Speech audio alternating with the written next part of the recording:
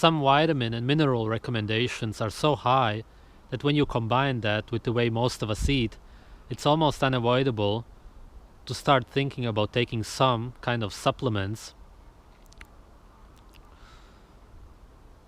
That's what keeps the system going. Of course, you should not listen to your government or anybody else telling you what you require. Listen to your instinct and possibly your cravings for natural foods. Back when I lived in England, I also took a multivitamin for a month. I realized that I was eating absolute garbage and tried to compensate in some way. Of course, now I realize that I probably did more damage than anything by doing that. If we eat animals, and possibly dairy, if we tolerate it, for extra minerals such as calcium, then we are good to go.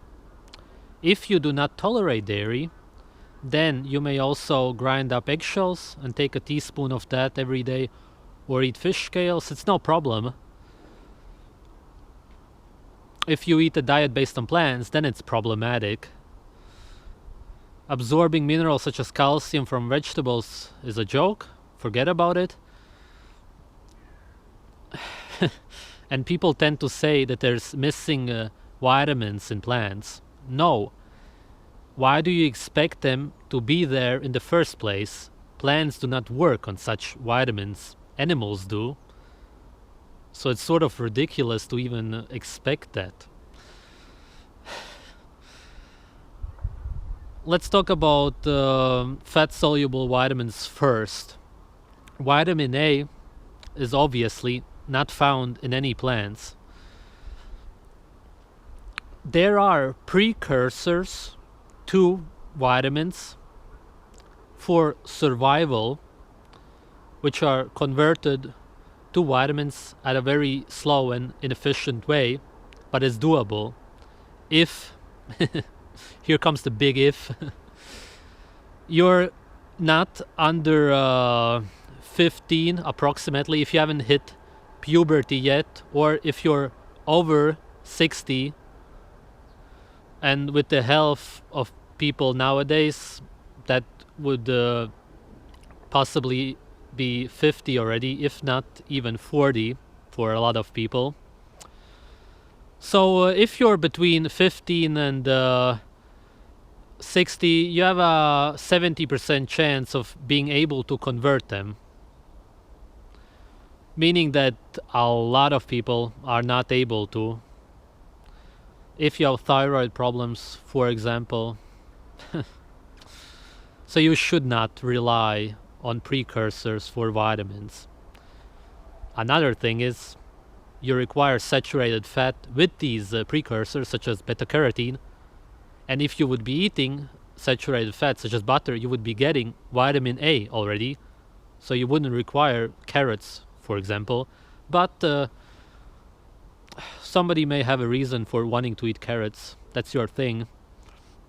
Just make sure you eat them with the right fats, or forget about converting and absorbing these precursors. Children rely on you for survival and for you to give them these vitamins. The only thing they could do themselves is maybe get a few bugs. But of course, modern parents would take these bugs out of their hands and not even let them eat them anyway, so that's not going to work. This is why nature designed us this way.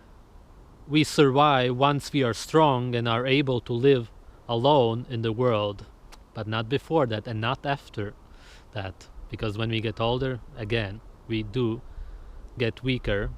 Nowadays, for sure. Plus, people who work out and use protein powders, to absorb protein, you require vitamin A. Very important to understand, because if you take these liquid powders and drink them up, you will use the vitamin A from your liver, and you may actually become deficient in vitamin A because you used up the stores. So understand that if you want to use any kind of unnatural things like that. Bodybuilders used to rely on liver and such superfoods. Not anymore. That's a way you could restore the vitamin A in your liver. Just eat a lot of liver, obviously. This is what horse meat looks like. Very lean. Because that's how horses are. Muscular. Vitamin D, as I've said, is not a vitamin. It's not found in plants because it's an animal hormone. Be in the sun, and when there is no sun, eat animals. It's pretty simple, such as now in winter. Vitamin E is overrated, to say the least. It's found in foods with unsaturated oils, which are no good for you in larger quantities, as I've said.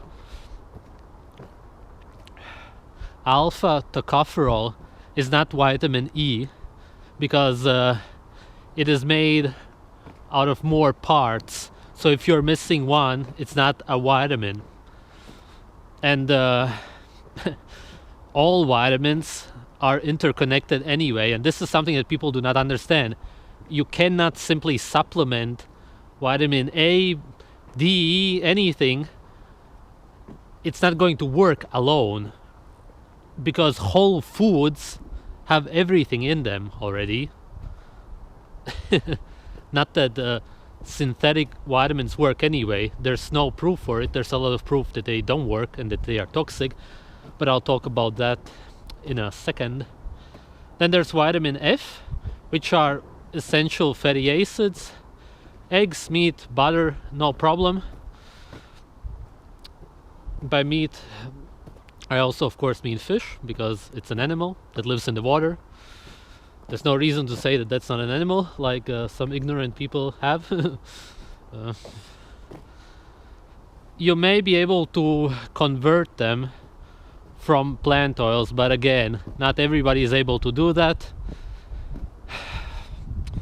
So it's not something to rely on, because deficiencies are quite common for people who do not eat enough animals.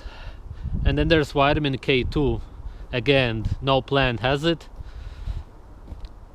You may get it by fermenting plants with special bacteria, but it's not something you will actually find in nature. Pretty good way to get it is high meat, because when you ferment meat, the amount of K2 actually gets higher. Joyful. With the animal completely cut up, the hunters break into their favorite part, the bone marrow.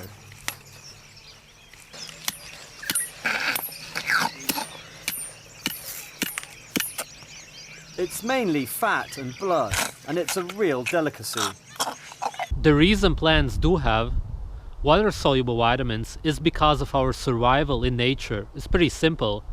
Without the B vitamins, the fat-soluble vitamins don't work, because as I said, it's all interconnected. All of it. Unlike the fat-soluble vitamins, which we can store in our fat and organs, the B vitamins we can easily end up peeing out. And that's the thing about it, because if there was no meat around, then we could get some, except for B12, from the plants and survive, get the health and therefore the energy to get our next kill. Of course, meat is the best source for these vitamins. A misconception about vitamin C is that a deficiency causes scurvy, and it's not so. Scurvy is a amino acid deficiency, and if you eat raw meat, you're never going to get scurvy. Besides that, the main purpose of vitamin C is to regulate carbohydrates, the blood sugar and insulin. That's why it's found in fruit. Anytime you're taking any kind of medication, supplement, even if they're called natural, how they are made is The producer, wanting to make a very good product, goes to a laboratory and said, I want a natural vitamin, all completely natural. I don't want you to use anything unnatural in it. And the laboratory says, oh, I can do that. And you know how they do that? They go to General Foods, General Mills, Purina, and they buy all of their leftover food waste. And that's what they take the elements from. It's been subjected to 60,000 chemicals, highly processing, and full of toxins. Then that company will use a natural solvent, and that natural solvent is kerosene. And they use kerosene derivatives to extract the nutrients that will be put into your pill or liquid or whatever it is. How many of you would soak your food in kerosene for 30 minutes, rinse it off for 45 seconds, and eat it? That's what you're doing when you're having any supplement. I gave this particular information to a group, and a big famous natural supplemental company filed a lawsuit against me. I showed them all of my research with all laboratories and told them about the kerosene and where they got the stuff. And this company said, no, we provide our own food. We grow our foods. I said, but if you grew your foods and just use your food, you'd still have to use kerosene as the extractor or a kerosene derivative. Plus, you would be charging $1,000 a pill. They have to go get waste product to make it viable, profitably viable. So that company backed off. No one has been able to sue me because what I have to tell you is correct. You don't have to have this vitamin supplement and that vitamin supplement. You hear all this stuff, iodine, iron. We're not plants. Plants eat rock. We don't eat rock. We only digest minerals properly and utilize them properly when they are a composite of food, raw food. That's all I want to say about natural whole food vitamins. The synthetic chemicals which are called vitamins are not vitamins at all. They have nothing to do with them. The body doesn't even recognize them. And since the body doesn't know what to do with them, it collects them, they accumulate, and become toxic in the end. And that's the whole purpose, is to make you sick, especially your children. That's what they aim for. With fortified foods, such as orange juice, it's hidden everywhere, or sometimes out in the open, seeing as they promote them as healthy. Vitamin D supplements are made out of irradiated vegetable oils. B1 thiamine is made from coal tar, and so on. They don't have an antioxidant effect, obviously, and they have been proven to actually cause illness, not prevent it at all. There are also so-called natural supplements, such as powdered berries. Of course, it is not natural because berries are not powder. These are watery fruits. It's made for the vitamin C, usually, such as acerola berries. However, what's actually the point of taking these kind of supplements, even if they do work? Only if you would want to eat a lot of rice and you wouldn't know where to get the vitamin C to regulate all of the sugar, then maybe. Or taking fish oil. The capsules especially have been pasteurized, so what you would be taking are altered oils, and those are no good for you.